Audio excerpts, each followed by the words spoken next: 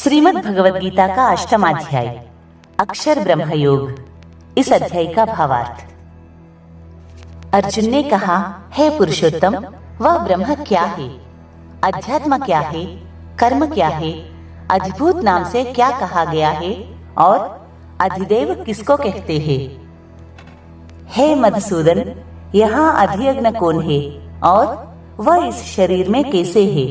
तथा युक्त चित्त वाले पुरुषों द्वारा अंत समय में आप किस प्रकार जानने में आते हैं?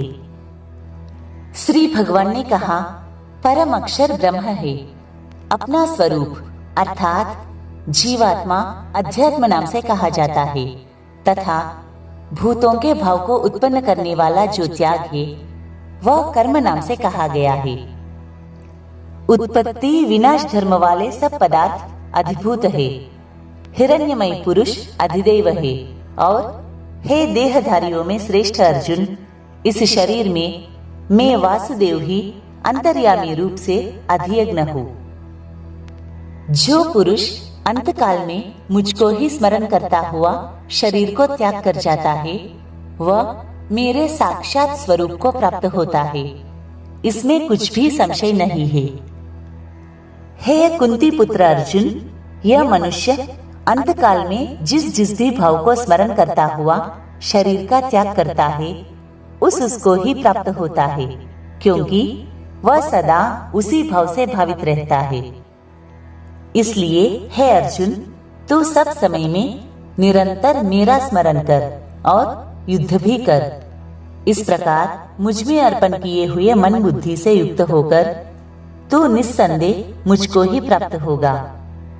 हे पार्थ, यह नियम है कि परमेश्वर के ध्यान के अभ्यास रूप योग से युक्त दूसरी ओर न जाने वाले चित्त से निरंतर चिंतन करता हुआ मनुष्य परम प्रकाश रूप दिव्य पुरुष को अर्थात परमेश्वर को ही प्राप्त होता है। जो पुरुष सर्वज्ञ, अनादि, सबके नियंता, सूक्ष्म से भी अति सूक्ष्म, सबके धारण पोषण करने वाले अचिंत्य स्वरूप, सूर्य के सदृश नित्य चेतन प्रकाश रूप और अविद्या से अति परे शुद्ध सच्चिदानंद घन परमेश्वर का स्मरण करता है, वह भक्ति युक्त पुरुष अंतकाल में भी योग बल से भ्रुकुटी के मध्य में प्राण को अच्छी प्रकार स्थापित करके फिर निश्चल मन से स्मरण करता हुआ उस दिव्य रूप परम पुरुष परमात्मा को ही प्राप्त होता है। वेद के जानने वाले विद्वान जिस सच्चिदानंद घन रूप परम पद को अविनाशी कहते हैं, आसक्ति रहित यत्नशील सन्यासी महात्मा जन जिसमें प्रवेश करते हैं और जिस परम पद को चाहने वाले ब्रह्मचारी लोग ब्रह्मचर्य का आचरण करते हैं, उस परम पद को मैं तेरे लिए संक्षेप से कहूंगा। सब इंद्रियों के द्वारों को रोककर तथा मन को हृदय में स्थिर करके फिर उस जीते हुए मन के द्वारा प्राण को मस्तक में स्थापित करके परमात्मा संबंधी योग धारण में स्थित होकर जो पुरुष ओम इस एक अक्षर रूप ब्रह्म को उच्चारण करता हुआ और उसके अर्थ स्वरूप मुझ निर्गुण ब्रह्म का चिंतन करता हुआ शरीर को त्याग कर जाता है, वह पुरुष परम गति को प्राप्त होता है। हे अर्जुन, जो पुरुष मुझ में अनन्य चित्त होकर सदा ही निरंतर मुझ पुरुषोत्तम को स्मरण करता है, उस नित्य निरंतर मुझ में युक्त हुए योगी के लिए मैं सुलभ हूँ, अर्थात उसे सहज ही प्राप्त हो जाता हूँ। परम सिद्धि को प्राप्त महात्मा जन मुझको प्राप्त होकर दुखों के घर एवं क्षण भंगुर पुनर्जन्म को नहीं प्राप्त होते। हे अर्जुन, ब्रह्मलोक पर्यंत सब लोग पुनरावर्ती है, परंतु हे कुंती पुत्र, मुझको प्राप्त होकर पुनर्जन्म नहीं होता, क्योंकि मैं कालातीत हूँ और ये सब ब्रह्मादि के लोग काल के द्वारा सीमित होने से अनित्य है। ब्रह्मा का जो एक दिन है उसको 1000 चतुर्युगी तक की अवधि वाला और रात्रि को भी 1000 चतुर्युगी तक की अवधि वाली जो पुरुष तत्व से जानते हैं, वे योगी जन काल के तत्व को जानने वाले हैं।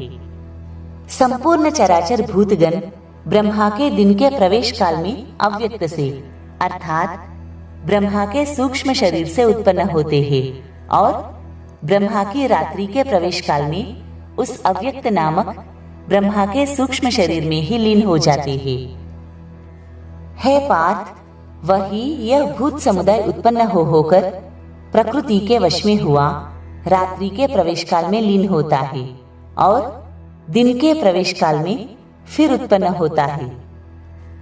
उस अव्यक्त से भी अति परे दूसरा अर्थात विलक्षण जो सनातन अव्यक्त भाव है, वह परम दिव्य पुरुष सब भूतों के नष्ट होने पर भी नष्ट नहीं होता। जो अव्यक्त अक्षर इस नाम से कहा गया है, उसी अक्षर नामक अव्यक्त भाव को परम गति कहते हैं तथा जिस सनातन अव्यक्त भाव को प्राप्त होकर मनुष्य वापस नहीं आते, वह मेरा परम धाम है। हे पार्थ, जिस परमात्मा के अंतर्गत सर्वभूत है और जिस सच्चिदानंद घन परमात्मा से यह समस्त जगत परिपूर्ण है, वह सनातन अव्यक्त परम पुरुष तो अनन्य भक्ति से ही प्राप्त होने योग्य है। हे अर्जुन, जिस काल में शरीर त्याग कर गए हुए योगी जन तो वापस न लौटने वाली गति को और जिस काल में गए हुए वापस लौटने वाली गति को ही प्राप्त होते हैं, उस काल को अर्थात दोनों मार्गों को कहूंगा।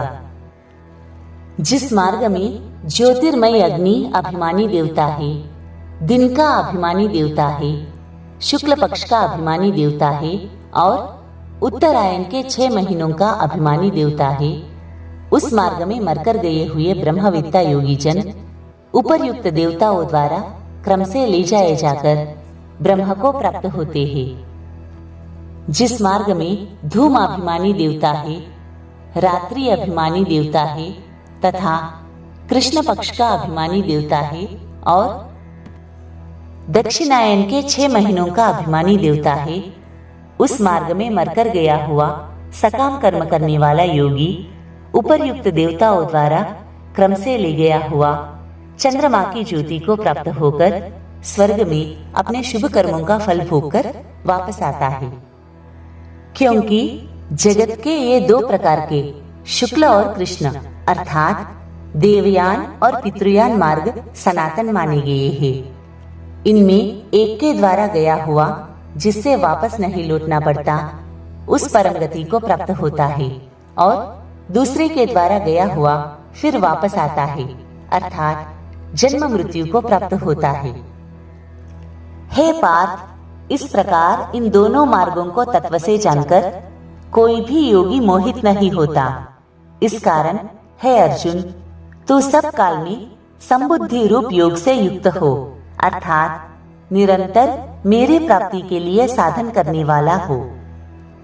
योगी पुरुष इस रहस्य को तत्व से जानकर वेदों को पढ़ने में तथा यज्ञ तप और दान आदि के करने में जो पुण्य फल कहा है, उन सबको निस्संदेह उल्लंघन कर जाता है और सनातन परम पद को प्राप्त होता है।